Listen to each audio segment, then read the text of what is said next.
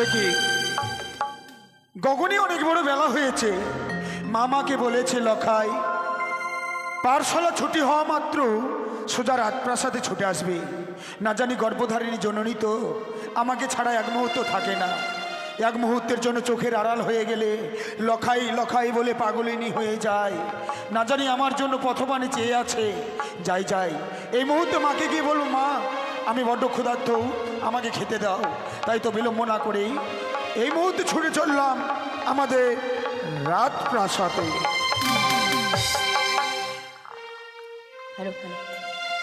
শ্রাবণ এলো মেঘ ঘনালো সুন্দর সুন্দর ফুল ফুটিল ও আষাঢ় যারা সবাই এলো আষাঢ় যারা সবাই এলো তুমি কবে আসবে গো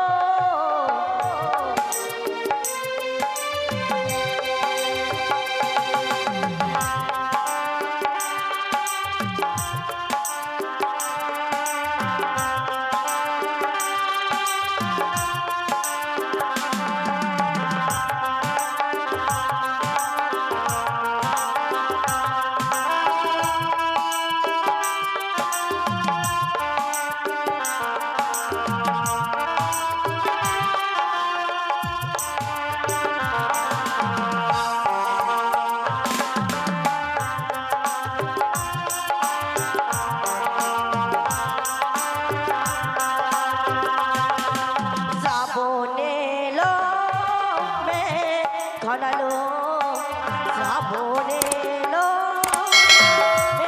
ঘনালো সুন্দর সুন্দর ফুল ফুটিল ও আষাঢ় যারা সবাই এলো আষাঢ় যারা সবাই এলো তুমি কবে আসবে গো তুমি কবে আসবে গো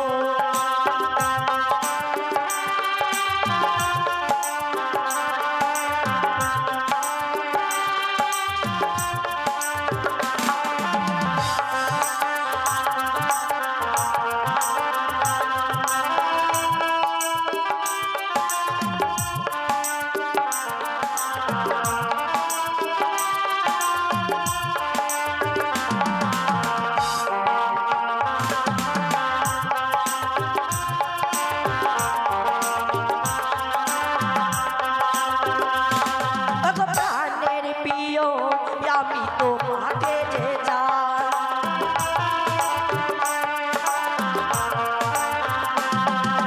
প্রাণের প্রিয় আমি তোমাকে যে চাই তোমার আশায় আশায় আমার দিন কেটে যায়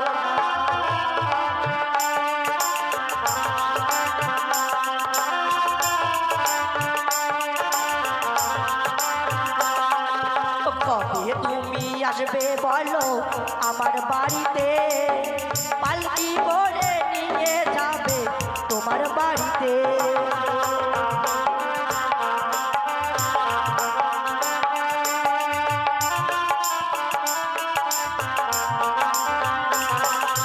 কবে তুমি আসবে বলো আমার বাড়িতে পালকি করে নিয়ে যাবে তোমার বাড়িতে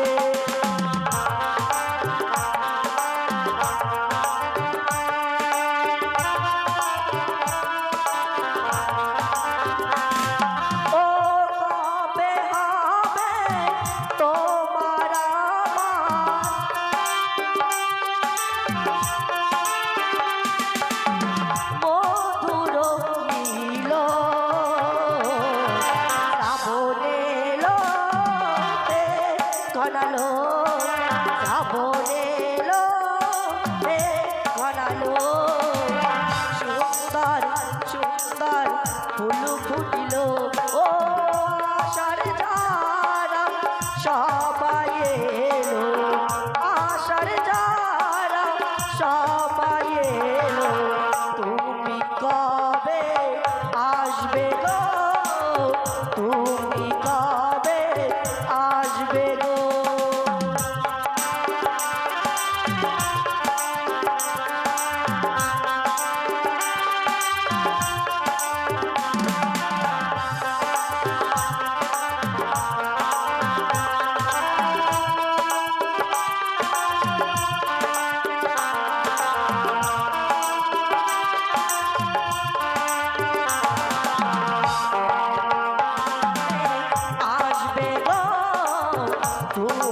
কবে আসবে গো। ওই তো সেই লক্ষ্মীন্দর স্কুল হইতে বাড়ি ফিরে যাচ্ছি, তাই তো আমি এই মুহূর্তে তাকে বিয়ের কথা স্মরণ করে দেবো। আমি যদি বিয়ের কথা স্মরণ না করে দিই তাহলে বিশ্বমাঝের বিশ্বমজিত হতে পারবো না। তাই তো আমি মনসার রূপ দূরে রেখে সুন্দর এক কামিনীর বেশে যাবো, নাম হবে আমার সোনা। ওই তো আর কিছু দূর পথ অতিক্রম করতে গেলেই আমি আমাদের রাজপ্রাসাদে পৌঁছে যাব। যাই যাই, অনেক বড় বেলা হয়ে গেল। কি আমার এভাবে কে ধাক্কা মারলো? আমি ধাক্কা মেরেছি? সত্যই? না না, তুমি আমাকে ইচ্ছে করে ধাক্কা মেরেছো। তুমি ধাক্কা মেরে বলছো আমি তোমাকে ধাক্কা মেরেছি? ঠিক আছে গো, প্রথম আজ যদি তোমার কাছে কোনো অন্যায় করে থাকে আমাকে তুমি ক্ষমা করে দিও। তাই আমার পথ থেকে সরে দাঁড়াও। গগনে যে অনেক বড় বেলা হয়েছে, আমাকে তুমি যেতে দাও। দাঁড়াও বলছি যুবক, তোমাকে কিছু আমি বলতে পারি? এই প্রথম আজে অমন করে তুমি আমায় কিছু বলবে, তোমার কথা রাখবো না তা কি করে হয় বলো? এমন কি বলতে চাও তুমি? তুমি কোথায় গিয়েছিলে? আমি? হ্যাঁ। আমি গিয়েছিলাম আমাদের গ্রাম্য পাঠশালায়। তোমার নাম কি? আমার নাম হচ্ছে শ্রীমান দুর্লভ লক্ষিন্দর। তোমার বাড়ি কোথায়? চম্পকনগর। ও নিশ্চয়ই তোমার পিতার নাম চাঁদ সওদাগর। সত্যই বলেছো তুমি। চম্পকনগরে যিনি শিরোমণি তিনি হচ্ছেন আমার পিতা চাঁদ সওদাগর। বলছি যুবক, তুমি কি বিয়ে করেছো? বিয়ে? হ্যাঁ। আচ্ছা বলো তো, বিয়ে কি কোনো গাছের ফল, বিয়ে কি কোনো নদীর জল, বিয়ে কি কোনো খেলনার পুতুল তাকে নিয়ে খেলাধুলো করা যায় এবং খাওয়া যায়? এত বড় ছেলে তাও বিয়ে কিনিস তা জানো না তুমি? সত্যি, ছোট থেকে রাজপ্রাসাদে বড় হয়েছি, পিতামাতা আমাকে কোলে পিঠে করে মানুষ করেছে, কিন্তু বিয়ের কথা পিতামাতার মুখে তো আমি কোনোদিন শুনিনি। তুমি যদি বিয়ে করো তাহলে আমার থেকেও সুন্দরী করে লাভ করতে পারবে। তোমার থেকেও সুন্দরী? আমি এতক্ষণই বুঝতে পেলাম তোমার মাথাটা খারাপ আছে। তাই আমার পথ থেকে সরে দাঁড়াও, আমাকে যেতে দাও।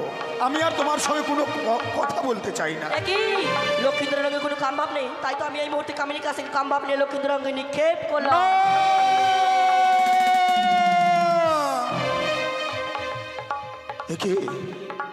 একি করছি আমি? একটি অপরূপ সুন্দরী মেয়ে এসে প্রথম আজ এসে আমার সঙ্গে কতগুলো কথা বললো, তার সঙ্গে কথা না বলে আমি রাজপ্রাসাদে ফিরে যাচ্ছি। না না না না, তার মুখখানা যে আমার দুই চোখে ভেসে উঠছে, তার মুখখানা যে বারবার দেখবার ইচ্ছে করছে। যাই যাই, ওই মেয়েটার সঙ্গে আমাকে কয়েকটি কথা বলতে হবে। হ্যাঁ, কিন্তু কিন্তু কি করে কথা বলবো? না না, যে করে হোক না কেন আমাকে কথা বলতে হবে। এই যে শোনো। বলো।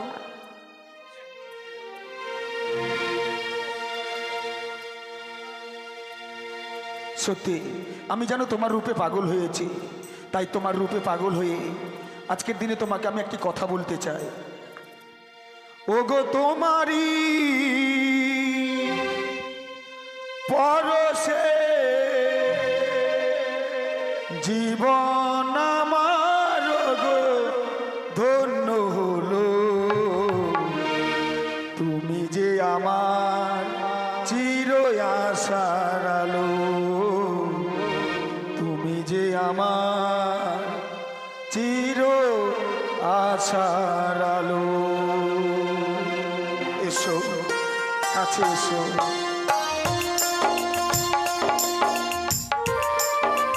সোনা একবার কাছে এসো, আমি তোমাকে কাছে পেতে চাই।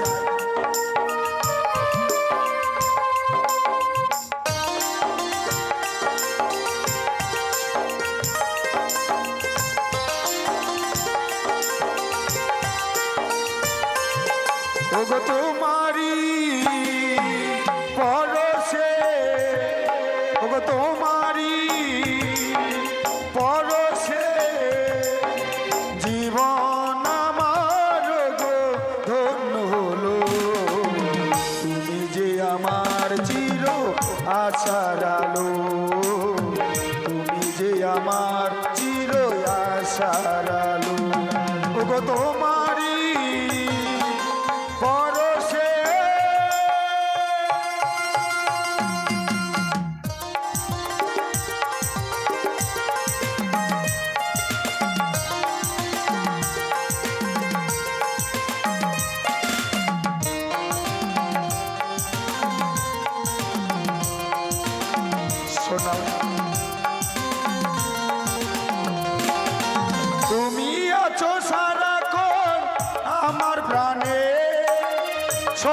ভরানো মান অভিমানে এসো তুমি আছো সারাক্ষণ আমার প্রাণে স্বপ্ন ভরানো মান অভিমানে ওগো তোমারই মমতায় জীবন আমার গো ধন্য হলো তুমি যে আমার চির আশার আলো তুমি যে আমার চির আশার আলো ওগো তোমারই পরশে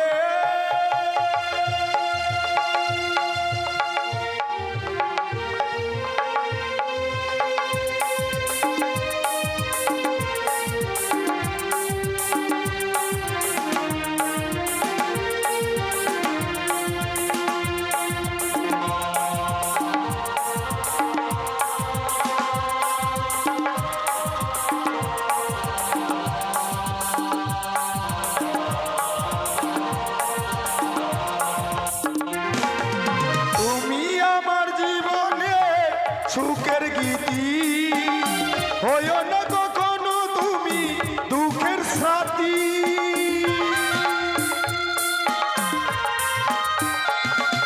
তুমি মোর জীবনে সুখের গীতি হইও না কখনো তুমি দুঃখের স্মৃতি তোমারই মমতা সকল আশা যেন রাঙিয়ে দিলে তুমি যে আমার চির আশার আলো তুমি যে আমার চির আশার আলো ওগো তোমারই পরশে ওগো তোমারই পরশে জীবন আমার গো ধন্য হলো তুমি যে আমার চির আশার আলো তুমি যে আমার চির আশার আলো লা লা লা লা লা লা লা লা লা লা হে হে হে হে হে সোনা না শোনো না অমন করে এসে প্রথম আজ আমাকে পাগল করে দিয়ে তুমি কেন দূরে সরে যাচ্ছ আমি যে তোমাকে সারাটি জীবনের জন্য কাছে পেতে চাই এসো সোনা এসো তুমি কাছে এসো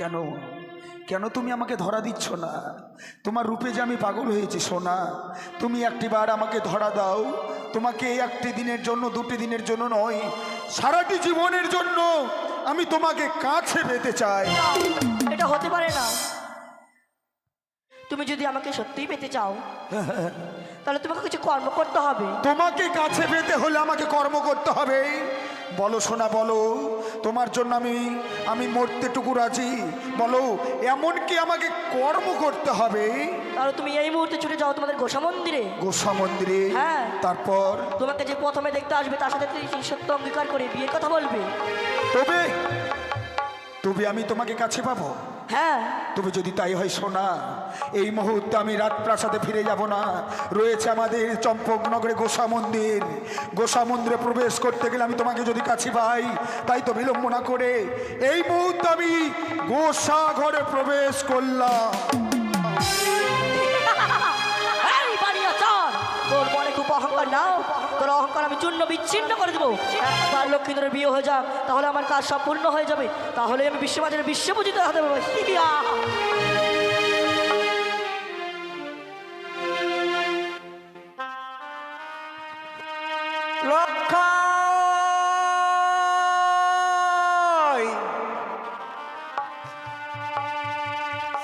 কি আজকে সকালে 10টায় আমার লখাই স্কুলে গিয়েছে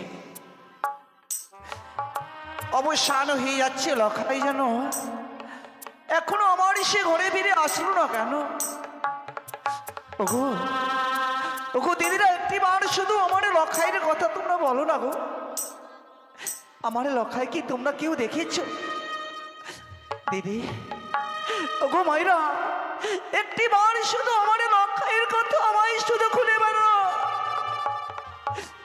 সেই লক্ষাইকে আমি না খাওয়ালে একে মূর্ত লক্ষাই আমার নিজে হাসতে খাই না। সেই লক্ষাই যদি আমার কাছ থেকে হারিয়ে যায় তাহলে যে আমি প্রাণে বাঁচব না। ওগো ওগো দিদিরা বলো না আমার লক্ষাই কোথায় গেছে?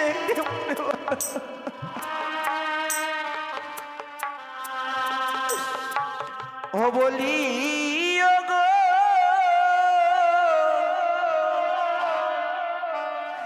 দিদি লো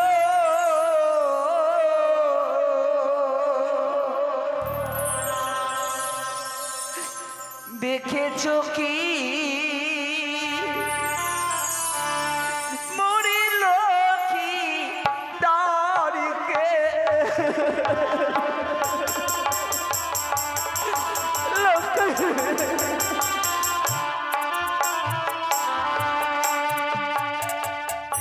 ও বলি ও গো দিদি লো দেখেছো কি মরিল কি দাঁড়িকে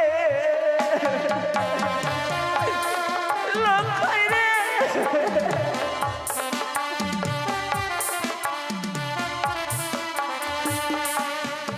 ইয়ারি বলো বলো ও গো দিদি বলো না আমারে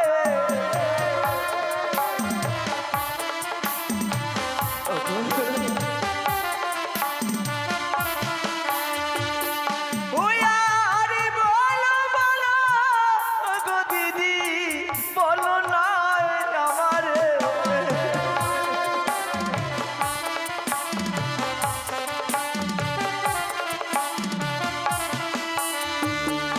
ইয়ারি তুই যে আমারি নয়ন মনি অঞ্চলের বিধি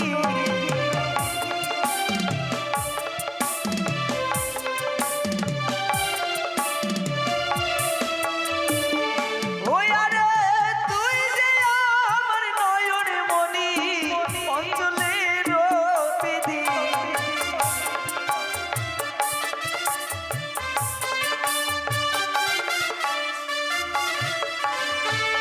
হিয়ারি একে একে ছয় পুত্র আসাইলাম করে ছয়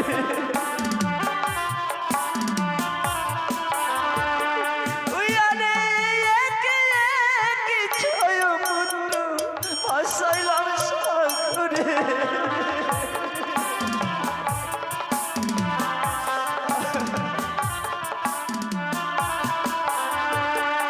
ইয়ারি তোরে রে লক্ষাই সব গিয়েছিলাম ভুলে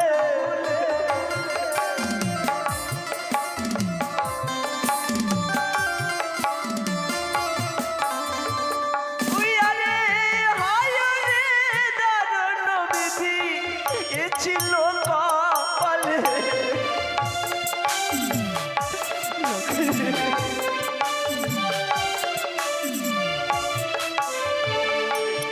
ও বলি ও গো দিদি লো দেখেছো কি মরল কি নয়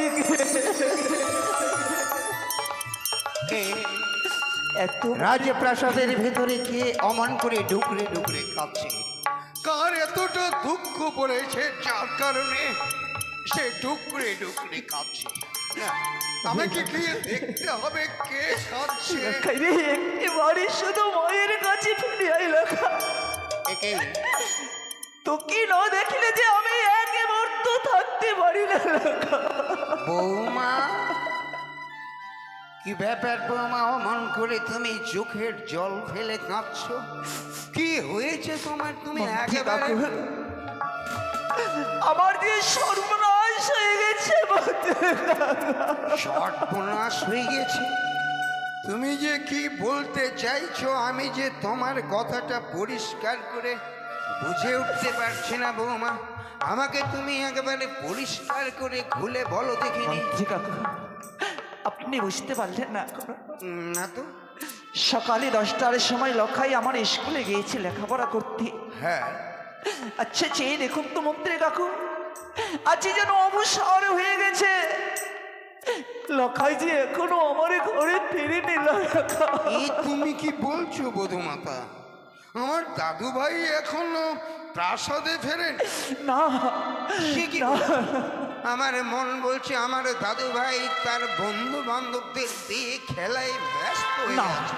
তবে না মন্ত্রী কাকু, আমি সকলের দাঁড়িয়ে দাঁড়িয়ে গিয়েছিলাম। এই চম্পকী নগরে যত রয়েছে আমার সেই মা বোনেরা সকলকে জিজ্ঞেস করলাম, গো আমার এই লক্ষ্মীর কি তোমরা কেউ দেখেছো? একটিবার শুধু বলো না। আমার লক্ষ্মীর কথা কেউ বলতে পারে না গো। এই তুমি কি বলছো বধূমাতা? তুমি কেঁদো না বধূমাতা, এমন করে চোখের জল ফেদে হাহাকার করে আর কেঁদো না। আমি বুঝতে পারছি এর আগেও তুমি ছয়টি সন্তানকে হারিয়ে এক বুক ব্যথা বুকে চেপে রেখে যেভাবে দিনগুলোকে অতিক্রম করছো, আবার যদি আমার দাদু ভাই তোমার জীবন থেকে হারিয়ে যায়, আমি কথা দিচ্ছি বধূমাতা, আমি কথা দিচ্ছি এই সারা চম্পক নগর তন্ন তন্ন করে খুঁজে আমি দেখব কোথায় আছে আমার দাদু ভাই। যেখানেই থাক আমার দাদু ভাই, তাকে এনে তোমার ওই শূন্য কোল পুনরায় আমি পূর্ণ করে দেব। তাই যেন হয় মন্ত্রী কাকু, তাই যেন হয়। আমার সেই প্রাণের ধীরগুলো তার কি ছাড়া আমি একে মুহূর্ত থাকতে পারি না। যেভাবে হোক যে করে হোক আমার এই প্রাণের ধীর লক্ষ্মী তার কি আমার এই বক্ষ মাঝারে এনে দেবে। বধূমাতা পায়ে নয়, ওঠো ওঠো বধূমাতা, তুমি আমার পায়ে ধরে অমন করে কেঁদে আমাকে আর অনুরোধ করো না। আমি তোমার সামনে দাঁড়িয়ে স্বর্গের 33 কোটি দেব দেবী প্রত্যেককে সাক্ষী রেখে তোমাকে কথা দিচ্ছি, সারা চম্পক নগর তন্ন তন্ন করে খুঁজে আমার দাদু ভাইকে নিয়ে আসবো। আরে তা যদি না পাই, কি করবে মন্ত্রী কাকু? খালি হাতে তোমার সামনে এ মুখ আমি আর দেখাবো না বধূমাতা। মন্ত্রী কাকু আমি চলি দাদু ভাই।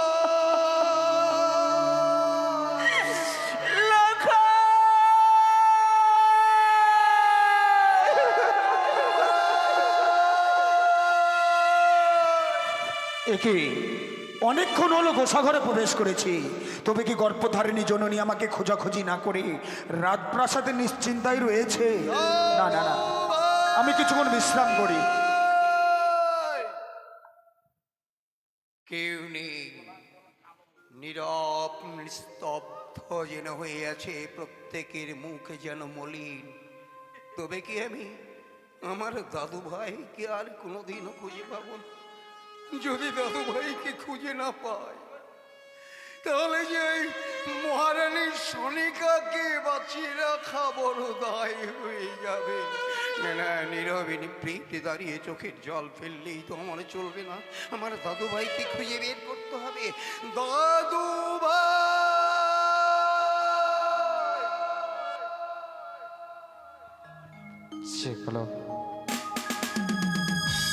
আমি কি দেখছি? চম্পকনগর রাজপ্রাসাদের গোসাঘরের দরজা বন্ধ কেন? তবে কার এতটা দুঃখ পড়েছে যার কারণে গোসাঘরের ভেতরে ঢুকে ভেতর থেকে দরজাটা এঁটে দিয়েছে? না, আমাকে দেখতে হবে কে কোন কারণে ওই গোসাঘরের মধ্যে ঢুকেছে। কে গো? কেন গোসাঘরে কে প্রবেশ করে আছো? এই তো মনে হচ্ছে মন্ত্রী দাদুর কণ্ঠস্বর। তবে কি দাদু আমাকে নিয়ে যাওয়ার জন্য এসেছে? আমাকে সাড়া দিতে হবে। কে? দাদু নাকি? আমার দাদু ভাই দুর্লভের কণ্ঠস্বর। আরে দাদু ভাই নাকি? হ্যাঁ দাদু, আরে দরজাটা খোলো। আমি খুলতে পারি, তার আগে তোমাকে আমার সঙ্গে 3 সত্য অঙ্গীকার করতে হবে। দাদু ভাই তোমার সঙ্গে 3 সত্য 4 সত্য যত সত্য বলবে সব সত্যই মেনে নেব। তুমি আগে দরজাটা খোলো তো।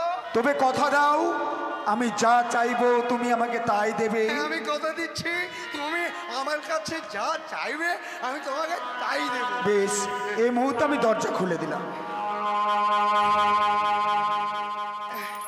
এমন কোন দুঃখ পড়েছে তোর, এমন কোন দুঃখ পড়েছে যার জন্য তুই গোসাগরের মধ্যে প্রবেশ করেছিস দাদু ভাই? চল চল এমন কি দুঃখ হয়েছে জানো দাদু? আগে চল, মায়ের সঙ্গে দেখা করবি। তোকে না পেয়ে মা কাঁদতে কাঁদতে পাগল হয়ে গেল। চল। ওই না শোনো শোনো ও গো দাদু, ও গো দাদু, বলি যে তোমারে আমি স্কুলেতে আর যাব না গো দাদু, জানাবে পিতারে আমি স্কুলেতে আর যাব না গো দাদু, জানাবে পিতারে আমি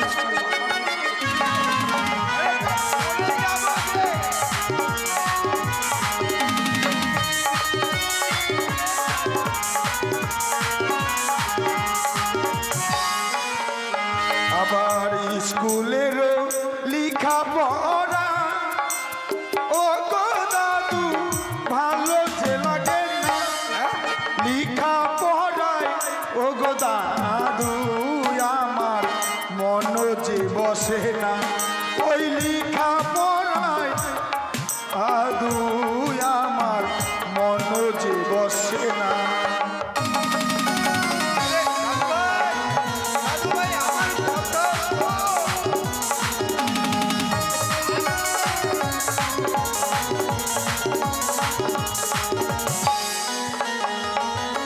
জানো দাদু, হ্যাঁ, কি? ওই স্কুলের লেখাপড়া করতে আমাকে যেন মোটেই ভালো লাগে না। লেখাপড়া করতে ভালো লাগে না? না। কি করতে ভালো লাগে তোর? হ্যাঁ? আমি কি করব লেখাপড়া ছেড়ে জানো? লেখাপড়া ছেড়ে দাদু, ও গো দাদু বিয়ে যে করিব, বিয়ে যদি না দাও দাদু গো আমি প্রাণে মারা যাব, বিয়ে যদি না দাও দাদু গো আমি প্রাণে মারা যাব। না দাদু, আমি বিয়ে করব না।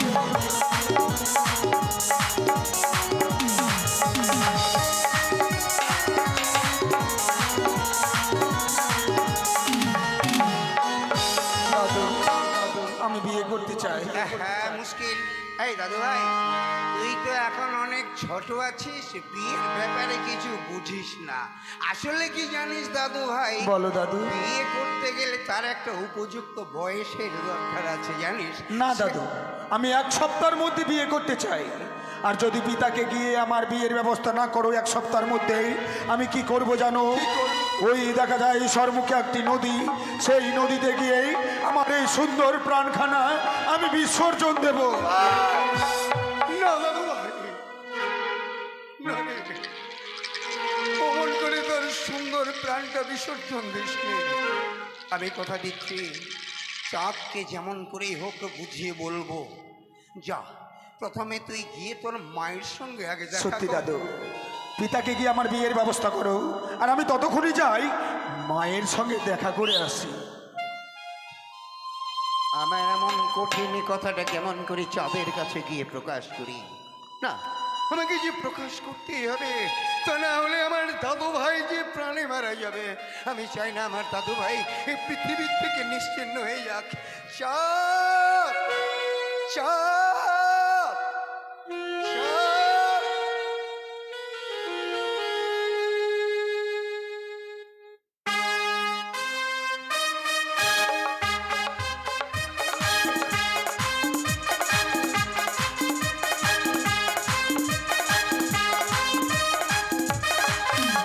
আমার একমাত্র পুত্র দুর্লভ লক্ষিন্দর দিনের পর দিন বড় হতে চলেছে, তাকে নিয়ে আমার বড় স্বপ্ন। আর স্বপ্নকে সত্যি করবার জন্য ভর্তি করেছি চম্পলার বাল্য পাঠশালায়। আমি স্থির করেছি আমার অবর্তমানে লক্ষিন্দরকে করবো আমার চম্পকনগর উত্তরাধিকারী। তোমার আশার মুখে ছাই পড়ে গেছে মন্ত্রী মহাশয়, নয় তো কি? কি বলছেন আপনি? তুমি চেয়েছিলে তোমার একমাত্র পুত্র দুর্লভকে উচ্চ শিক্ষায় শিক্ষিত করে তোমার অবর্তমানে এই চম্পকনগরের রাজপ্রাসাদে বসাতে। তাই সে আশায় তুমি পাঠশালায় দিয়েছো, কিন্তু তোমার পুত্র পাঠশালায় পড়াশোনা করতে চাইছে না। কি বলছেন আপনি? লক্ষিন্দর পড়াশোনা করতে চাইছে না মানে? কেন, কি করতে চাইছে লক্ষিন্দর? ওই কথাটা বলতেই আমার কণ্ঠটা রুদ্ধ হয়ে আসছে। মন্ত্রী মহাশয়, ভয়ে থরথর করে কেঁপে উঠছে আমার এই সারা সর্বাঙ্গ। তুমি যদি আমাকে অভয় প্রদান করো তবে এই কথাটা আমি তোমাকে বলতে পারি। মন্ত্রী মহাশয়, বেশ, আমি আপনাকে অভয় প্রদান করলাম। বলুন, আপনি কি বলতে এসেছেন? তোমার একমাত্র পুত্র দুর্লভ লক্ষিন্দর কি করেছে? পড়াশোনা বাদ দিয়ে সে বিয়ে করতে চায়। মন্ত্রী মহাশয়, লক্ষিন্দর দুধের বালক, আর সে বিবাহ করতে চায় এই বয়সে, আর সেই কথা আমায় বিশ্বাস করতে হবে। বিশ্বাস করো, আমি যা বলছি সমস্ত সত্যি কথা। কিন্তু মন্ত্রী মহাশয়, আপনি না বয়োজ্যেষ্ঠ, আপনি না লক্ষিন্দরের দাদু, হ্যাঁ, কিন্তু লক্ষিন্দর আমার দুধের বালক। লক্ষিন্দর যখন বিয়ের নেশায় মাতোয়ারা হয়ে পড়েছে, এমন একটা যুক্তি বার করো, এমন একটা জিনিস তো লক্ষিন্দরের হাতে তুলে দিন যেন লক্ষিন্দর বিয়ের নেশা ভুলে যায়। কারণ লক্ষিন্দর এখন খেলাধুলা করার বয়স, আর তার হাতে যদি কোনো খেলনার জিনিস তুলে দেওয়া যায়, সত্যই লক্ষিন্দর বিয়ের কথা ভুলে যাবে। এমন একটা উপায় মনে পড়ে গেছে। হ্যাঁ, মনে পড়ে গেছে। ওই তুমি যে আমাকে একবার কটক শহরে পাঠিয়েছিলে না, হ্যাঁ, আমি কটক শহরে গিয়ে একটা জিনিস দেখে এসেছি। কি পেয়েছে? গিরিবাজ পায়রা। গিরিবাজ পায়রা? হ্যাঁ, বোঝান। ওই গিরিবাজ পায়রা মানুষের সঙ্গে কথা বলে। তাই নাকি? আমার মন বলছে ওই গিরিবাজ পায়রা আমার দাদু ভাই চতি পেয়ে যায়, বিয়ের কথা ভুলে যাবে। তাই যদি হয়, এই মুহূর্তে আপনাকে 4 বেয়ারার পালকি সাজিয়ে দেবো। 4 বেয়ারার পালকিতে চেপে চলে যাবেন উড়িষ্যার কটক শহর। লক্ষ লক্ষ টাকা ব্যয় করে লক্ষিন্দরের জন্য নিয়ে আসবেন স্বর্ণ